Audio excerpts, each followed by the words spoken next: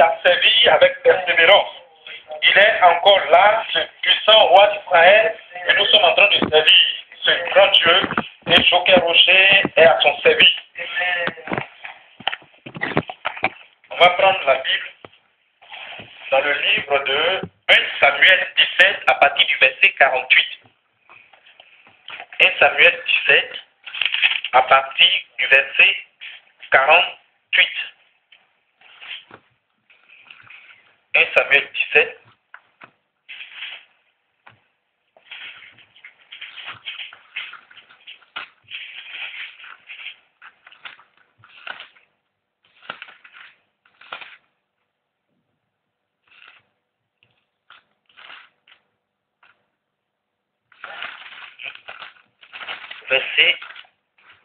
Verset 48.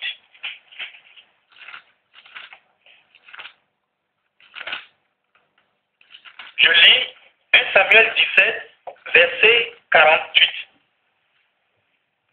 Aussitôt que le Philistin se mit en mouvement pour marcher au devant de David, David courut sur le champ de bataille à la rencontre du Philistin. Il mit la main dans sa gibecière. Il prit une pierre et la lança avec sa fronde. Il frappa le Philistin au front et il frappa le Philistin au front. Il le frappa et la pierre s'enfonça dans le front du Philistin qui tomba le visage contre terre.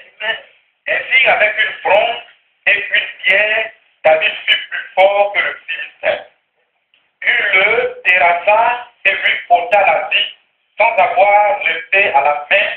Il courut, s'arrêta près du Philistin, se servit de son épée, qu'il tira du fourreau, le tua et lui ôta la tête. Les Philistins, voyant que leur héros était mort, prirent la fuite. Et les hommes d'Israël et de Juda poussaient des cris et allèrent à la poursuite des Philistins jusqu'à dans la vallée et jusqu'aux portes d'Écron. Alléluia. Gloire à Dieu. On va prier le Seigneur. Grand Dieu d'Israël, nous voulons te dire merci, nous voulons te rendre la gloire pour la parole éternelle des armées du puissant, pour la parole éternelle des armées d'onction, de présence éternelle des armées, ton onction éternelle des armées en ce soir, éternel mon Dieu, en magnifique, afin que ta parole soit prêchée par toi, par ta puissance et de par ta onction, Créateur. Tu vas manifester ta puissance afin que cette parole produise dans les vies la victoire. Seigneur, sois doué, glorifié dans le monde. Alléluia. Amen. Le thème de ce message ce soir, c'est ta victoire sur tes ennemis. Ta victoire sur tes ennemis. Donc, l'histoire s'est passée en Israël. La Bible déclare que l'histoire s'est passée au temps du roi Saül. Et Saül, la Bible déclare que ce roi-là n'était plus sur le plan de Dieu. Et il avait déconné devant Dieu. Et l'Éternel va s'approcher de son sacrificateur Samuel. Il va dire à Samuel comme ça, que Samuel va dans le pays et tu verras un homme qui habite ce pays-là qui s'appelle Isaïe. Et parmi les fils d'Isaïe, parmi ces enfants-là, il y a un que j'ai choisi. Et tu vas prendre la corne d'huile et tu vas te rendre là-bas dans sa maison et tu vas le moindre. Mais Samuel va dire, Éternel, lorsque je vais partir et que Saül me verra, il me tuera. Il dit, pour partir, tu prends un animal et tu vas partir pour faire un sacrifice. Et lorsque Samuel va partir, selon la parole de l'Éternel, la Bible déclare qu'il va trouver Isaïe. Quand il va trouver Isaïe, il va demander à Isaïe de faire venir ses enfants devant lui. Et lorsque les enfants d'Isaïe vont venir, Ces enfants, les autres enfants qui étaient restés là, vont venir parce qu'il y a un qui manquait. Et ce un qui manquait là, lui seulement, il n'avait toujours pas le temps. Et son temps, il était toujours en brousse, il était toujours en train de faire perdre les brebis. Et il n'était pas là ce jour-là. La Bible dit que les enfants d'Isaïe vont passer devant Samuel. Et ils vont passer tour à tour. Le premier pas, il dit, l'Éternel dit, c'est pas lui. Le deuxième, ainsi de suite, jusqu'au septième. Il dit, c'est pas lui. Mais il dit, c'est pas lui, ce ne sont pas deux, mais c'est l'enfant d'Isaïe. Samuel, Dieu va lui révéler, il va dire à Isaïe, combien d'enfants as-tu? Il va dire, non, j'en ai 8. Mais c'est le huitième. Il est où ce huitième-là? Et il va envoyer quelqu'un là où David faisait perdre les brebis pour le chercher. Et lorsque David va venir, il va passer devant l'Éternel. Lorsque l'Esprit de Dieu était sur Samuel, David dit que l'Éternel va dire, c'est celui-là que j'ai choisi. David dit que David était très beau, il était beau de visage. Son visage rayonnait. Mais pourquoi Dieu va le choisir? Dieu va le choisir parce qu'il a vu en lui que David était vaillant. Il avait la carrure de soldat. Et Dieu va choisir David. Et lorsque Samuel, avant c'était l'huile d'onction que Dieu demandait, avant la venue du Saint-Esprit, que Dieu demandait aux sacrificateurs ou aux prophètes de mettre quelqu'un avec lui. Et Samuel va faire ce que l'Éternel a demandé. Il va prendre la corne d'huile et va verser sur la tête de David. La Bible déclare que lorsqu'il versa l'huile sur la tête de David, l'Esprit de Dieu va posséder David. Et il va commencer par avoir la puissance du Saint-Esprit, de l'Esprit de Dieu en lui. Et Samuel aussi va se retirer, il va partir. Mais il y a quelque chose qui va se passer. Puisque déjà Dieu a choisi en esprit David comme roi, mais il n'était pas encore sur le trône d'Israël, il était là, toujours derrière les animaux. Et un jour va arriver, le roi Saül va avoir une guerre contre les Philistins. Et ce roi-là va prendre toute l'armée d'Israël pour aller en guerre. Et la Bible déclare que pendant des jours, ils étaient là, ils ne pouvaient pas approcher de ces Philistins-là pour les combattre. Les Philistins aussi ne pouvaient pas venir, parce qu'il y avait un défi qui était lancé. Et ce défi qui était lancé, c'était vraiment difficile d'accéder à ça, d'aller vers ça pour que le peuple d'Israël puisse vaincre les Philistins. Et ce qui va se passer, le père de David, Isaïe, va dire comme ça à David. David, il y a près de combien de jours tes frères sont partis en guerre? Ils ne sont pas encore revenus. Je vais t'envoyer derrière eux. Tu vas aller voir s'ils se portent bien. Et prends cette nourriture-là, va leur remettre ça. La Bible dit que David va confier ses brebis à quelqu'un et qu'il va partir. Et lorsqu'il va partir, il va voir que le peuple d'Israël était en ligne de bataille pour combattre les Philistins. Et quand il a vu ça, il va chercher à voir ses frères. Mais avant de partir, avant de s'approcher du groupe, il va donner le colis que son père lui avait remis pour ses frères au gardien des bagages. Et David va courir vers le groupe. Il va demander à ses frères. Et d'un coup, puisqu'il y avait un défi qui était lancé, il y a le Philistin appelé Goliath qui sortait. La Bible déclare que cet homme était de sous-coudée. Si c'était aujourd'hui, on pouvait comparer les 6 coudées par peut-être 6 mètres de hauteur. La Bible dit que lorsque ça tombe comme ça, là, il avait un empare. L'empare, c'est du pouce à l'index. L'espace là, du pouce à l'index, c'est ce qu'on appelle l'empare. Et l'empare, il avait l'empare. Quelqu'un qui mesure 6 mètres pour voir la paume de sa main. Donc cet homme-là, on dit même que sa lampe qui tenait là, était une lampe très lourde. Son épée, tout ça. Et cet homme sortait.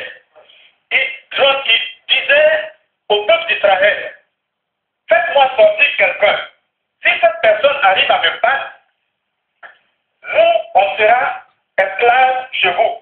On va vous servir. Mais si moi je réussis à battre votre soldat, vous serez notre esclave. Alléluia.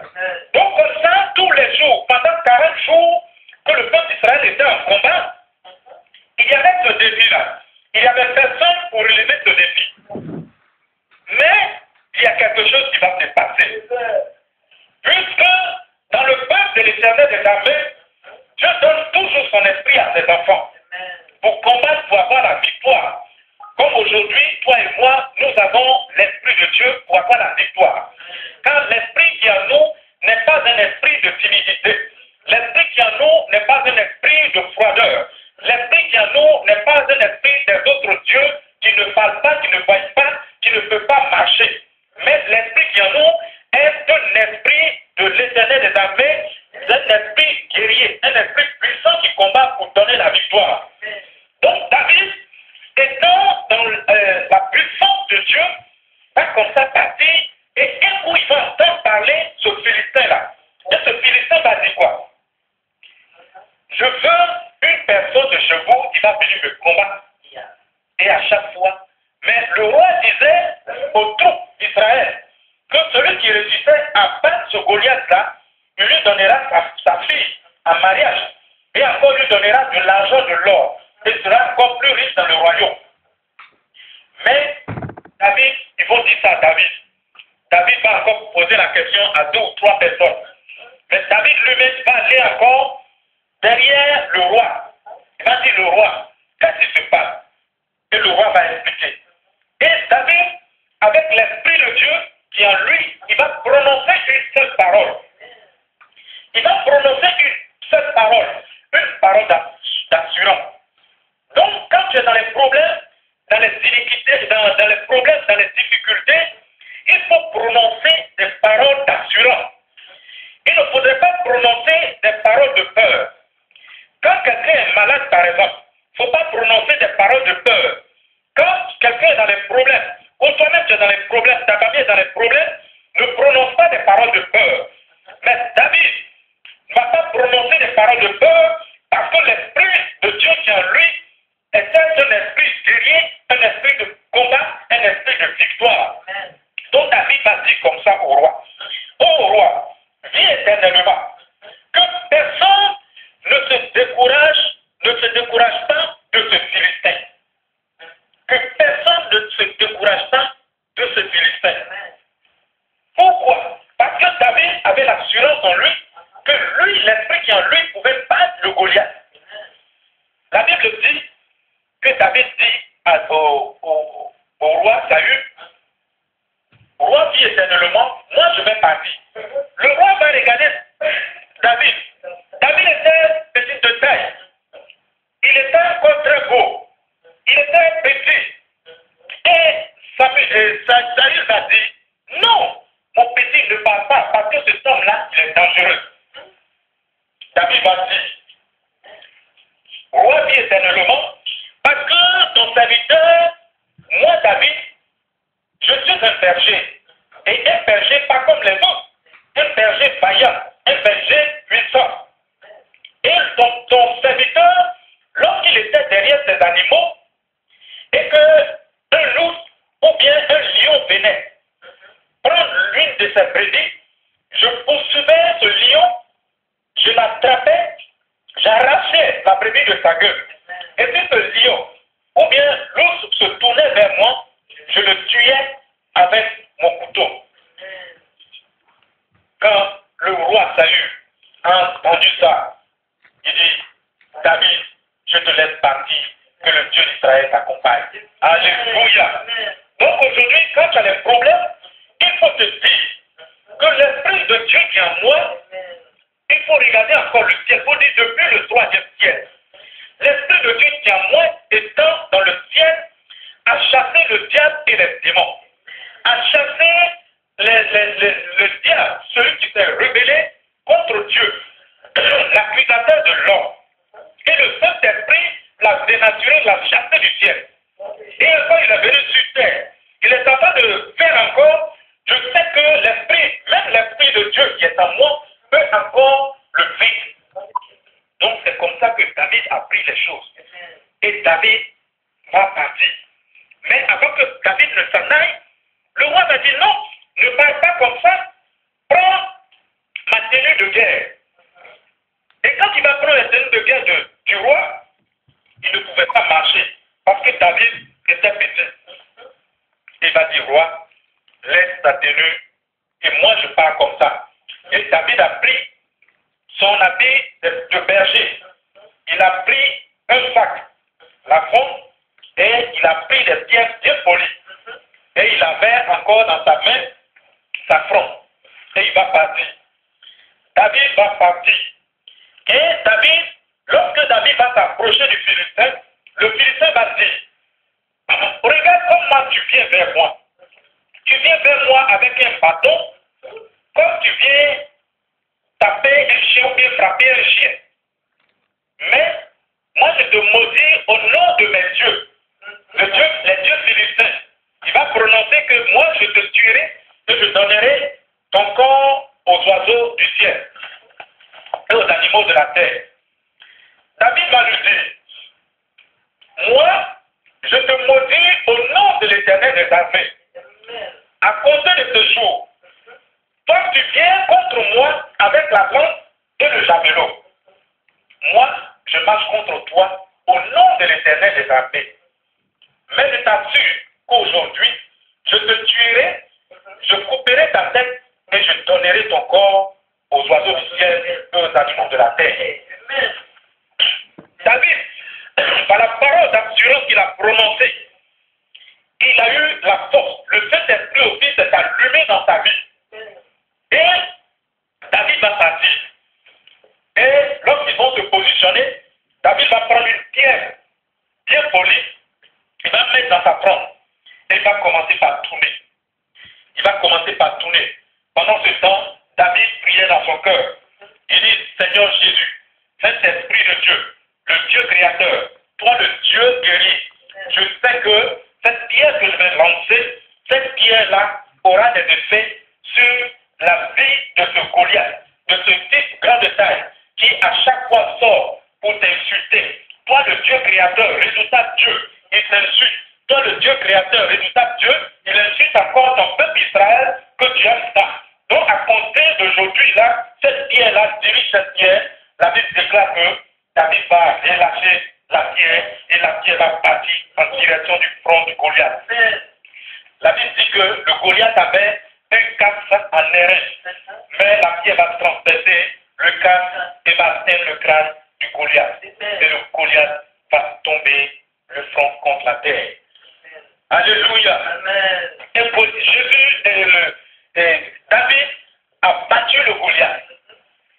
Et David va courir parce qu'il n'avait pas d'épée en main. Il avait seulement que son bâton, il avait la fronde et son sac, des cailloux. Mais il va s'avancer. Il ne va pas prendre une épée ailleurs. Il va aller prendre l'épée du Goliath. Il ne pouvait même pas soulever. Et il va prendre et il va trancher la tête du Goliath. La Bible déclare que David va soulever la tête du Goliath. Et il va prendre l'épée rame du Goliath et il va partir chez lui à la maison. Et il va voir le roi. Et le roi va dire, à compter d'aujourd'hui, tu es le chef de l'armée de mon royaume. Donc, à cause de l'Esprit de Dieu qui était en David, la Bible dit que Dieu lui a donné la victoire. Donc aujourd'hui, nous avons l'Esprit de Dieu. Nous avons le Saint-Esprit. L'Esprit de Dieu qui en nous n'est pas un esprit nyapou-nyapou, n'est pas un esprit qui n'est pas puissant. C'est un esprit très puissant, c'est un esprit qui donne la victoire.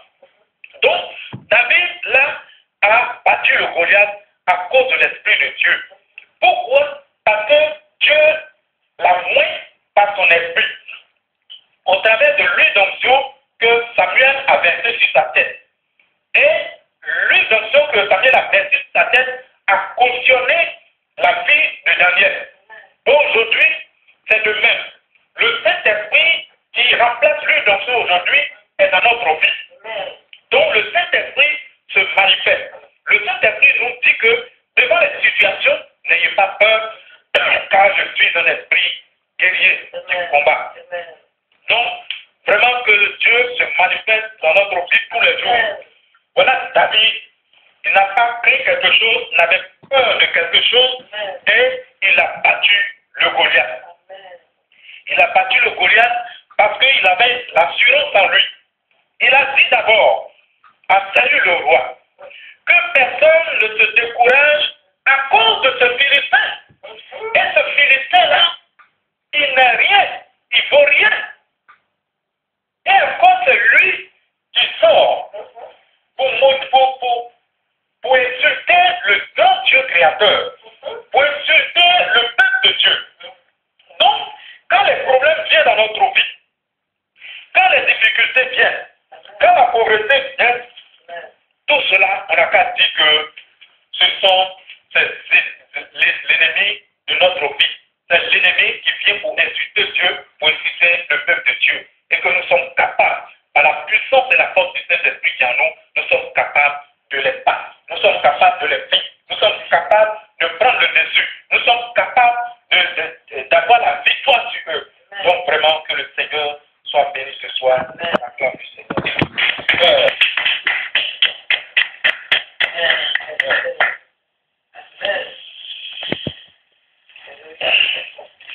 Vaincu par David à cause de l'Esprit de Dieu qui était en David. Donc l'Esprit de Dieu qui est en toi, on va demander à Dieu de se manifester puissamment afin que l'Esprit s'enflamme. Même autour de nous, autour de ceux qui ont des problèmes, pour ceux à qui nous allons prier, imposer les mains pour prier, qu'ils ressentent la victoire dans leur vie. Que nous soyons les défenseurs, parce que l'Esprit de Dieu qui est en nous, c'est lui qui défend. Donc on va prier puissamment le Seigneur, mais avant de chanter, on va chanter un cantique.